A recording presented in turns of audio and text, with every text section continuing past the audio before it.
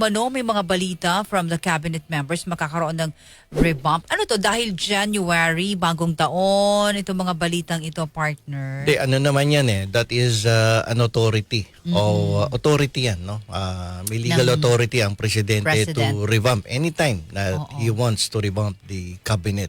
Lalong-lalo na kapag may mga lumalabas na issue, katulad nito, na pagbibintangan ng sekretarya, no, ng Department of Tourism na 3 taon na mukhang hindi sumisipa ang numero ng mga bilang ng turista na pumapasok na galing sa iba't ibang bansa sa mundo. At mukhang tayo ay napag-iiwanan ng mga bansang Vietnam, Thailand, Malaysia, Sri Lanka, even Cambodia. Kulelat na tayo, no? At nung araw ay tayo ang nangungunay. Pero sa panahon ngayon mukhang wala. Ikaw ba ramdam mo ang tourism promotion ng Pilipinas sa ibang bansa? Eh di partner, sana na nag-birthday ako, mas inuna kong pinuntahan ng Pilipinas. Oo, katulad ng Palawan. Siargao. Ang mahal kasi ng pamasahe sa Siargao. Di sabi ko nga mag-out of the country na lang ako, Asia. Magkano ba pamasahe sa Mahal, Vietnam? partner Vietnam, ako parang back and forth na sa 8 lang eh. 8,000? Eh, pagpupunta ka sa Palawan? I'm not sure with Palawan, pero Siargao, parang ganun din, partner. Almost the same? The same. Eh, What about the food? Wala Naku. pa doon. Murang-mura sa ibang bansa. Talagang matutok sa katuloy lumabas ng bansa. For the travel pa, mag-travel ka for tourism. Di ba? Tapos partner noon kasi merong Wow Philippines, it's more fun in the Philippines. Ngayon wow na lang yata, nawala yung Philippines. Parang wow. Tapos may nakita nga akong billboard sa New York no, na pinopromote ang Pilipinas, pero imbis na yung lugar ang nakikita do sa billboard, yung mukha ng Secretary of Department of Tourism. Eh di ba doon nga siya partner na bash? Mukhang tatakbo yatang senador to eh. Yun sa lang. kabila ng napakalaki ng ibinigay na budget ngayon, ng billion ng budget ng Department of Tourism ngayon just to promote the Philippines, no? Sa destination para sa mga foreigners. Actually, kung bibisita ka sa mga kalapit bansa natin, mas maganda Pilipinas. Oo naman, Yung partner. beach natin. Sa mga dagat lang, panalong-panalo talaga. Wala akong masabi. Talagang pinagyaman ng Diyos ang Pilipinas sa yamang dagat. Hindi ko lang alam bakit na-appoint na tourism secretary yun. No? May background ba sa tourism yun? Ay, tulungan nyo nga kami mga kayubi. May Check nyo background nga ba? kung ano ba yan. May-ari ba yung travel agency? Pwede, partner, di ba? Ano ba ang kakulangan? So dapat kung magkaroon man ng revamp, I think suggestion natin is the Department of Tourism, partner. Sa akin, Department of Tourism dapat palitan na kasi it's been 3 years, almost 3 years na, di ba? Since nung 3 years na. Nung si Pangulo. Since na inilagay siya dyan sa Department of Tourism pero walang significant accomplishment na pwedeng ipakita ang Department of Tourism. Actually, bumababa pa nga yung numero, sabi ng marami, no, as to the number of foreign tourists coming to the Philippines. Pangalawa, yung Department of Health. Ang Department of Health ay na-involve sa iba't ibang aligasyon ng korupsyon. Diba? Katulad nung nagbigay ng gamot, nag-donate ng gamot sa Rotary Club of Quezon City. Pero lumalabas na yung mga gamot na yun, pa-expire na. Pero despite that fact na within the period of 6 months, mag-i-expire na. Binayaran tapos dinonate. Hindi nga natin alam kung na-donate nga yan sa Rotary. Pero ako si member ako ng Rotary. Nung pumutok yung balita na yun, tinanong ko doon sa mga sa mga yun, sabi nila wala pa naman kami natatanggap. Naku po.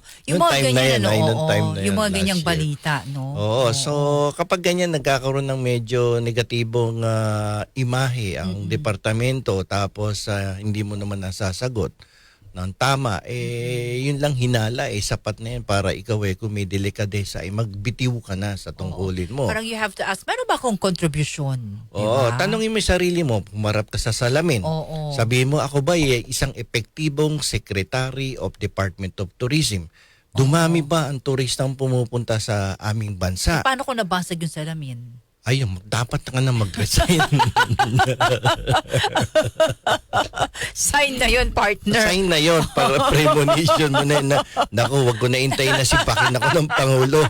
Eto na yung sign. Ito na yon. Bukas na bukas magte-tender ako ng resignation. But seriously speaking, partner, kasi dapat talaga promotion, ano? Promotion na katulad ng ginagawa ng ibang bansa, katulad dito sa Department of Tourism. Sabi nila ipopromote nila sa mga digital nomad, no? Itong ating Pilipinas na kung saan na iimbitahan nila yung mga work from home. Ito yung mga nomad eh.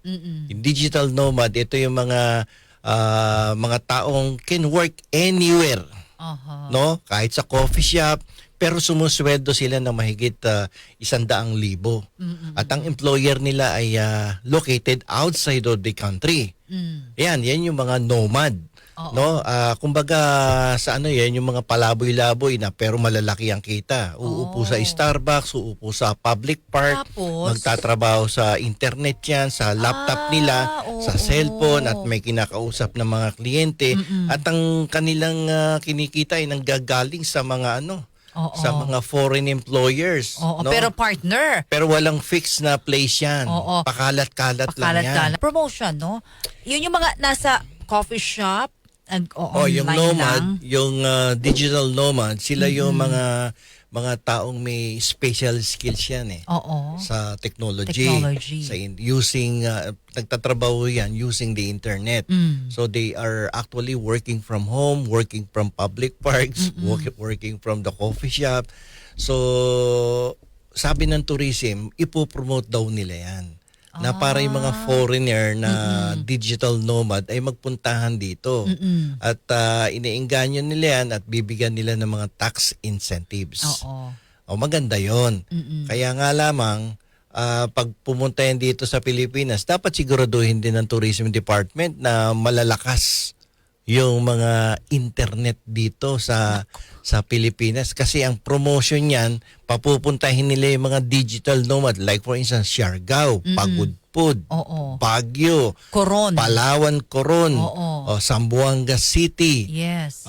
Yan yung magagandang lugar. Cebu. Sa Cebu walang problema. Bohol. Yan yung magagandang lugar. So they need to make it sure dapat na bago nila i-intensify yung promotion of these different beautiful places in the Philippines, dapat masigurado mo, malalakas ang internet dyan. Naku po, partner, teka muna, yan nga ang problema pa natin Dito nga sa atin, minsan nawawala pa, di ba? So how can you promote it effectively, yung digital nomad na yan, kung medyo paputol-putol yung internet, 'di ba? Yan ang problema 'di ba? Dito nga sa atin minsan humihina 'di ba? Nawawala pa minsan What more doon sa Siargao, sa Zamboanga, sa Coron, Iloilo, 'di ba? Yung sa Pangasinan, sa 100 Islands. Yes.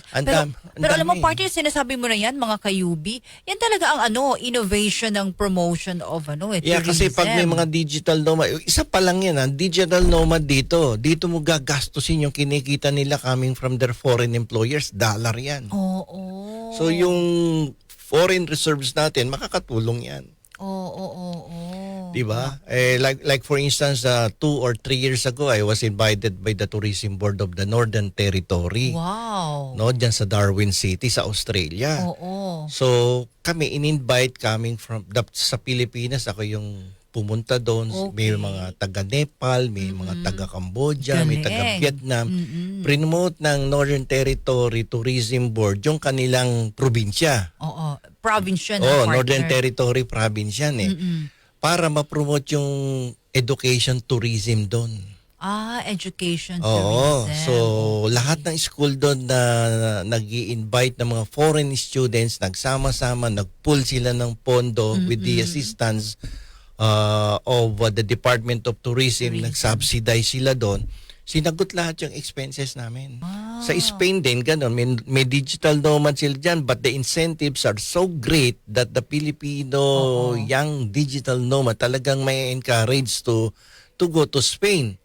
to work from home in Spain. Oo. Tapos doon sila titira 1 year or 2 years. Yung sa atin dito ang proposed do sa digital nomad is 6 months to 12 months yata eh.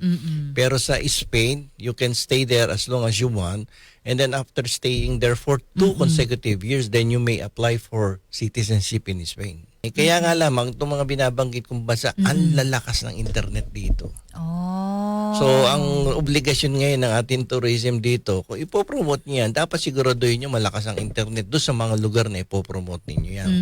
Digital nomad. Number 1 talaga is internet partner. Dapat yun din ang palakasin, no? Oo, tsaka yung promotion, madaming pwedeng ipromote ang yung non-lucrative program sa other countries na kung saan yung mga retirees from other countries, yung mayayaman, iniimbita nila yan sa bansa nila. Upang doon na mag-retire. Siyempre, pag nag-retire yan, madaming dolyares yan at may mga pension yan. Pag dito tumira yan, yung dolyares niyan dito gagastusin. So another source of revenue for the country. Tapos dadami din ng turista. Siyempre, word of mouth na yan. No, pag may mga pamilya, pasyalan nyo kami dito sa Pilipinas, nandito kami sa Palawan. It's a beautiful country. Yun ang maganda. Attorney Bueno, law and the learn the law.